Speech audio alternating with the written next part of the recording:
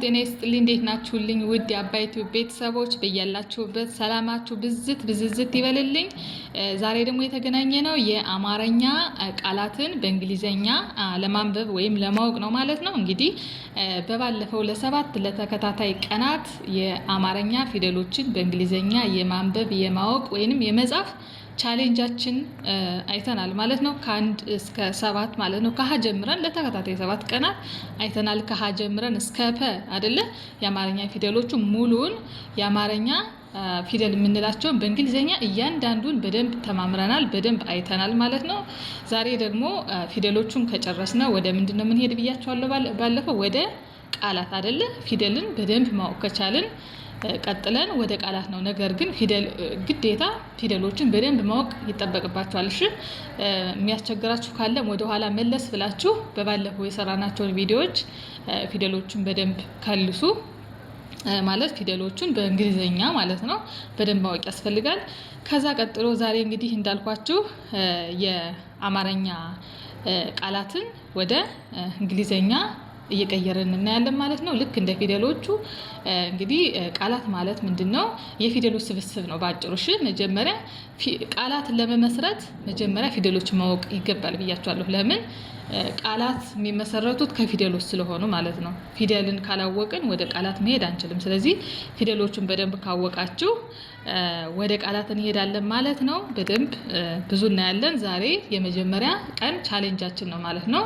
እንግዲህ ቃላት ሁለትና ከዛ በላይ የሆኑ የፊደሎች ስብስብ ነው ማለት ነው። እንግዲህ እንደ መንደርደሪያ እንዳይከብዳችሁ ምንድነው ቃላት አዲስ ልጆች ሜቢ የምታውቁ ካላችሁ አሪፍ ነው። ግን የማታውቁ አዲስ ተማሪዎች ካላችሁ ቃላት ምንድነው ስንል ምንድነው የፊደሎች ስብስብ ሁለትና ከዛ በላይ የሆኑ ፊደሎች ስብስብ ሆኖ ትርጉም ያለው ሲሆን ምን እንለዋለን? ቃል እንለዋለን ማለት ነው። ስለዚህ ዛሬ እንግሊዘኛውን የአማርኛን ወደ እንግሊዘኛ እየቀየርን እናያለን ማለት ነው። ዛሬ መጀመሪያ ቀን ቻሌንጃችን ነው እናያለን ገና በደንብ። እሺ አሁን ወደ ትምህርታችን መሄድ እንችላለን። እንግዲህ ለዛሬ ያዘጋጀሁላችሁ ቃላት እነዚህ ናቸው። እሺ እነዚህን ቃላት ነው የምታያቸው ናችሁ። ስለዚህ የመጀመሪያው እናያለን። ከመጀመሪያው ጀምረን እሺ ተረጋግታችሁ ተከታተሉኝ። እሺ በደንብ ቀላል ነው። ስለዚህ የመጀመሪያው ቃላችን ምን ይላል? መጀመሪያ ከላይ ያስቀመጥኩላችሁ አማርኛውን ነው። እሺ እንዲቀላችሁ በዚህ መልኩ አማርኛውን ከዛ ከታች ደግሞ የአማርኛ የጻፉላችሁ አሉ አይደለ ቃላቶቹን ከታች ደግሞ በእንግሊዘኛ ተርጉሜ አስቀምጬላችኋለሁ ማለት ነው። ወይንም ቀይሬ ለምን ያው ቶሎ አንደርስታንድ ለማድረግ እንዲቀላችሁ በሚል ነው። ለዚህ አብረን እናያለን። የመጀመሪያው ሁ ነው አይደለ? እንደምታዩት ሁ ከዛ ለ ከዛ ት በአማርኛው ሲነበብ ከዛ በአንድ ላይ ይሄው እዚህ ጋር እንዳልኳችሁ ነጣጥየው ነው ግልጽ እንዲሆንላችሁ ብዬ ነው። ከዛ ይሄ ሁለት በትክክል ሲጻፍ ሁለት ይሆናል። እንደዚህ ግጥምጥም ብሎ ሲጻፍ እዚህ ጋር ደግሞ ሁለት ይሆናል ማለት ነው። ስለዚህ የመጀመሪያው ቃላችን ምን ይላል? በአማርኛ ሁለት። ይሄንን በእንግሊዘኛ ለመጻፍ ምንድነው የምናደርገው? በመጀመሪያ እንዳልኳችሁ ሁለት የመጀመሪያዋን ሁ አይደለ? ሁን ለመጻፍ ወደ እንግሊዘኛ ለመቀየር ምንድነው የምታደርጉት? እች ናት ከታች ያለችዋ የሁ እንግሊዘኛ ናት። እሺ ኤች ዩ ይሆናል። ይሄንን ተማምረናል አይደል? መቼም ታስታውሳላችሁ አትረሱ። ሁ ለማለት ምን ብያችኋለሁ? ሁ ለማለት ኤች የሀ ቤተሰብ ኮንሶናንት ኤች ናት። ከዛ ሁለተኛ ፊደል አይደለች ዩ። ሁለተኛ ፊደል ከሆነች ደግሞ ዩን ውሰዱ ብያለሁ። ስለዚህ ኤች ዩን ትጽፋላችሁ ሁ ለማለት ብቻ። እሺ ይሄ ምን ለማለት ነው? ሁ ለማለት ብቻ ብያችኋለሁ። ከዛ አሁንም ለብላችሁ ለመጻፍ ደግሞ መጀመሪያ ኤልን ትወስዳላችሁ። የለቤተሰብ ተነባቢ ኤል ነው ብያችኋለሁ በባለፈው ትምህርታችን ኤል። ከዛ የመጀመሪያ ፊደል ስለሆነ ማንን ይወስዳል? ኤል ኢ። ይሄንን አሁን ሜቢ ከጠፋችሁ ዙራችሁ የባለፈው ቪዲዮ ላይ ማየት ትችላላችሁ። ኤል ኢ ይሆናል ማለት ነው። የመጨረሻዋ ማናት? ት ደግሞ በእንግሊዘኛ ለመጻፍ ምንድነው የምታደርጉ? ሳድስ ናት አይደል? ስድስተኛ ፊደል። ስለዚህ ስድስተኛ ፊደሎች ደግሞ ቫውል ያስፈልጋቸውን ብያቸዋለሁ። ቲ ብቻ ትሆናለች። ቲ በጣም አሪፍ። ስለዚህ በዚህ መልኩ ይጻፋል። ከዛ በትክክል ልክ እንደዚህ እንዳማርኛው ገጣጥመን ስጽፈው በዚህ መልኩ ሁለት የሚለውን በዚህ መልኩ ትጽፋላችሁ ማለት ነው። እሺ አይ ቲንክ ያው ግልጽ እየሆነላችሁ ነው ብዬ አስባለሁ። እሺ ቀጣይ የምናየው ይሄኛውን ቃል ነው። ይሄን ቃል አብረን እናነባለን። መጀመሪያ ያው በደንብ ተነጣጥሎ የተጻፈ ነው ለእናንተ ግልጽ እንዲሆን። ከዛ እዚህ ጋር በደንብ በትክክል ተገጣጥሞ በስርዓት ሲጻፍ ነው እዚህ ጋር ደግሞ የጻፍኩላችሁ። ስለዚህ የመጀመሪያዋ ማነች? እቺ ሂ ነች አይደል? ሁለተኛዋ ፊደል ሳ፣ ከዛ ብ በአንድ ላይ ሲነበብ ምን ይሆናል? ሂ ሳ ብ ይሆናል በአማርኛው ማለት ነው። ስለዚህ ዋና ዓላማችን ግን ምንድነው? ዛሬ አማርኛውን ብቻ ለማወቅ ሳይሆን አማርኛውን ወደ እንግሊዘኛ ለመቀየር ነው። ስለዚህ ሁሉንም እንቀይራቸዋለን። እዚህ ጋር ሂም ወደ እንግሊዘኛ፣ ሳ ብቻዋን፣ ብን ብቻዋን እንቀይራታለን። እሺ ከዛ እዚህ ጋር አገጣጥሞ ማንበብ መጻፍ አያቅትም። ስለዚህ ሂ ለማለት እስኪ ንገሩኝ ምን ይሆናል? ሶስተኛ ፊደል ከሆነ ሂ ለማለት ያው የሀ ቤተሰብ ኤች ነው አይደል? ኮንሶናንት ሁሉም ኤችን መጀመሪያ ትጽፋላችሁ። ከዛ ሂ ሶስተኛ ፊደል፣ ለሶስተኛ ፊደል ማንን ተጠቀሙ ብያለሁ ባለፈው? አይን። ስለዚህ ኤች አይ ይሆናል። ሳ ለማለት ደግሞ መጀመሪያ ኤስ ለሰ ቤተሰብ ኤስ ነው። ከዛ ኤ ኤስ ኤ ይሆናል። ብ ለማለት ደግሞ ሳድስ ነው፣ ቢ ብቻ ነው፣ ምንም አይነት ባውል አያስፈልገውም። ሂሳብ በአንድ ላይ ከዚህ ጋር ሲጻፍ በትክክል ምን ይሆናል? ሂሳብ ሂሳብ ይሆናል። ወደ እንግሊዘኛ ስንጽፈው ማለት ነው፣ ወይም ስንቀይረው ሂሳብ። በጣም ጥሩ፣ በጣም አሪፍ። ይሄ አሁን ሁለቱም ያየናቸው ሁለትና ሂሳብ ባለ 3 ፊደል ቃል ናቸው። ቀጥለን ይሄኛው እናያለን ማለት ነው። ምን ይላል? ለ ከዛ ማ በአንድ ላይ ሲነበብ ምን ይሆናል? ለማ። ይኸው ለማ ይሆናል። ከዛ ወደ እንግሊዘኛ ስንቀይረው ለ ለማለት ኤል ኢ ይሆናል።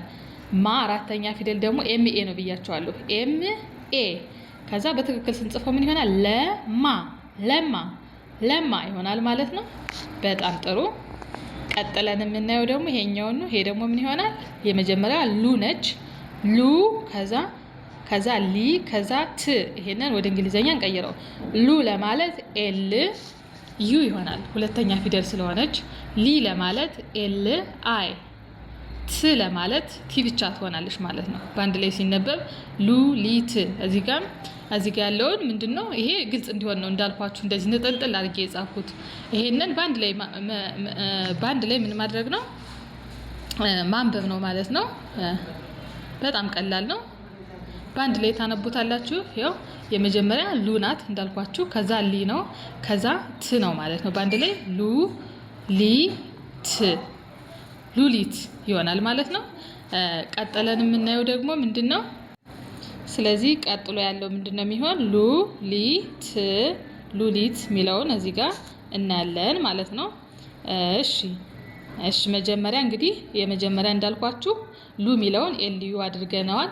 ሊ ለማለት ኤል አይ፣ ት ለማለት ሳድስ ስለሆነች ቲም ብቻ ትጠቀማላችሁ ማለት ነው። ስለዚህ በአማርኛው ሉሊት የሚለው ሉሊት፣ ከዛ በእንግሊዘኛው ሲቀየር ምን ይሆናል? ይሄ ሉሊት የሚለው ሉሊት። ያው መጀመሪያ ሉን እዚህ ጋር እንጽፋለን፣ ሊን ቀጥለን እዚህ ጋር እንጽፋለን፣ ቲን ከዚህ ጋር እንጽፋለን። ስለዚህ በትክክል እንደዚህ ተነጣጥሎ አይጻፍም። እሺ ለእናንተ ግልጽ እንዲሆን ብዬ ነው። በተለይ ለጀማሪዎች በትክክል ሲጻፍ ይሆናል ማለት ነው። ሉሊት ይሆናል። በጣም ጥሩ። ቀጥለን የምናየው ምንድነው? ሎ ከዛ ሚ። በጣም ጥሩ። ሎ የሎ እንግሊዘኛ ኤል ኦ ነው። ሚ ለማለት ደግሞ ሶስተኛ ፊደል ኤም አይ ይሆናል። ኤም አይ። ያው እንግዲህ እንግሊዘኛቸው ሸምድዱ ብያለሁ። እሺ ባለፈው ደጋግሜ ነግሬያቸዋለሁ። ግዴታ የአማርኛ ፊደሎች በእንግሊዘኛ ሸምድዱ። ለምን? ሎ ለምሳሌ ይሄን እንግሊዘኛውን አሁን ካልሸምድዳችሁት አታውቁትም። ኤል ኦ ነው ብያቸዋለሁ። ስለዚህ ኤል ኦን መጻፍ። ከዛ ሚ ለማለት ደግሞ ኤም አይ ነው ብያችኋለሁ። ኤም አይን ታስቀምጣላችሁ እዚህ ጋር ማለት ነው። ኤም አይ በቃ ከሸመደዳችሁት በጣም ሲምፕል ነው በዚህ መልኩ። ከዛ በአንድ ላይ ስንጽፈው ሎሚ ሎን እዚህ ጋር አረግነ በአማርኛው ሚን እዚህ ጋር ሎሚ ይሆናል። አማርኛው እንግሊዘኛው ደግሞ ኤል ኦ መጀመሪያ ይጻፋል፣ ቀጥሎ ሚን እንጽፋለን ሁለተኛ ላይ። በትክክል ሲጻፍ ይሄ ይሆናል ሎ ሚ ይሆናል ማለት ነው። ሎሚ።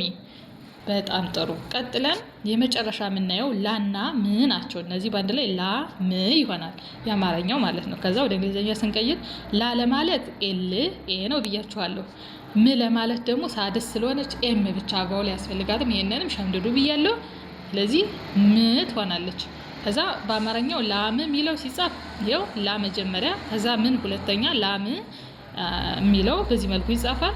ወደ እንግሊዘኛው ስንሄድ ደግሞ ላ የሚለው እዚህ ጋር መጀመሪያ እንጽፋለን፣ ሁለተኛ ላይ ኤምን ስንጽፍ በዚህ መልኩ ላም ብላችሁ ለመጻፍ በዚህ መልኩ ትጽፋላችሁ ማለት ነው። ስለዚህ ይሄ በጣም ቀላል ነው እንዳሳየኋችሁ። ዋናው ነገር ምንድነው የሚጠበቅባችሁ እንዳልኳችሁ መሸምደድ ነው። እነዛን ወደ እንግሊዘኛ አማርኛ ፊደሎችን በእንግሊዘኛ አሁንም በደንብ ያልሸመደዳችሁ ልጆች ካላችሁ ይያቸው እሺ። ከዛ ውጭ ግን በጣም ቀላል ነው እንዳያችሁት። ለክላስ ያክል እንግዲህ ዛሬ ከዚህ እስከዚህ ያለውን አይተናል። ምን ማድረግ ነው መጀመሪያ ይሄው እዚህ ጋር ሁለት ይላል አይደለ? ሁለት የሚለውን ነጣጥዬ ነው የጻፍኩላችሁ። ሁ ለማለት ሁ ወደ እንግሊዘኛ ሲቀየር ይሄ ነው መሸምደድ ነው። ኤች ዩ ነው አይደል?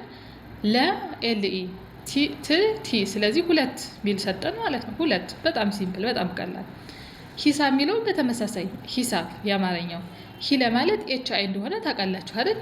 ሳ ለማለት ኤስ ኤ መሆኑን በባለፈው ትምህርታችን አይታችኋል። ብ ለማለት ቢ እንደሆነ ታውቃላችሁ። ስለዚህ እነዚህን አገጣጥማችሁ ስጽፉት ይሄንን ቃል ሂሳብ ይላል ማለት ነው። ለማ ለማለትም በተመሳሳይ ለማለት ኤል ኢ መሆኑን ታውቃላችሁ። ማ ለማለት ኤም ኤ አራተኛ ፊደል አይደል? ከዛ ለማ ስንል ለማ ይሄው እንደዚህ ይጻፋል ማለት ነው። ሉሊትም በተመሳሳይ ሉ ማለት ኤል ዩ ነው። ሊ ማለት ኤል አይ መሆኑን ታውቃላችሁ። ከዛ ቲ ሉሊት በዚህ መልኩ ትጽፋላችሁ። ሉሊት ሎሚ ሎሚ ኤል ኦ ሎ ለማለት ኤል ኦ ሚ ለማለት ኤም አይ ሎሚ በዚህ መልኩ ይጻፋል። ይሄንን ታውቃላችሁ ማለት ታውቃላችሁ ስላችሁ በባለፈው ትምህርታችን አይተናል ብዬ ነው። እነዚህ የፊደሎቹን ትርጉም ማለት ነው እንግሊዘኛ። እሱን ካወቃችሁ ይቆ ሲምፕል ነው አይደለ? በቃ መጻፍ ነው እነዛን። ላም ለማለትም ላ ለማለት ላ ኤል ኤ ነው። ም ለማለት ኤም ነው። ከዛ ላም በዚህ መልኩ ይጻፋል ማለት ነው። ወደ እንግሊዘኛ ሲቀየር ኤል ኤ ኤም ላም ይሆናል ማለት ነው። ስለዚህ እንግዲህ ዛሬ የመጀመሪያ ቀን ቻሌንጃችን ነው። የመጀመሪያ ቀን የአማርኛ ምንድነው ቃላትን በእንግሊዘኛ የማንበብ ወይም የማወቅ ቻሌንጃችን ነው። አሁን ዛሬ እነዚህን ትጽፋላችሁ። እሺ ትጽፋላችሁ። የቤት ስራ ነው ብያችኋለሁ። ከላይ እስከታች ያለውን ጽፋችሁ በደንብ አንብባችሁ ተለማምዳችሁ ትመጣላችሁ። ከዛ ነገ ደግሞ ሌሎችን ቃላትን አሁን እናያለን። እሺ ብዙ እንማማራለን እንዳልኳችሁ ብዙ እናያለን። በርቱ። እሺ ዋናው ከእናንተ የሚጠበቀው ከኛ ፋሚሊ ጋር ቤተሰብ መሆን አብሮ መቆየት ነው። ከዚህ በላይ ደግሞ በሰፊ ሰዓት በደንብ ከእናንተ ጋር መማማር እንፈልጋለን። በደንብ ከዚህ በላይ ማወቅ እንፈልጋለን የምትሉ ካላችሁ ከስር በምናስቀምጠው ስልክ ደውሉ።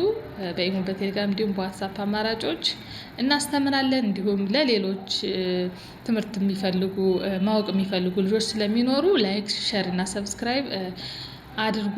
በተለይ ሼር አድርጉላቸው። እሺ ለዛሬ በቃናል። ስለተከታተላችሁኝ በጣም አመሰግናለሁ።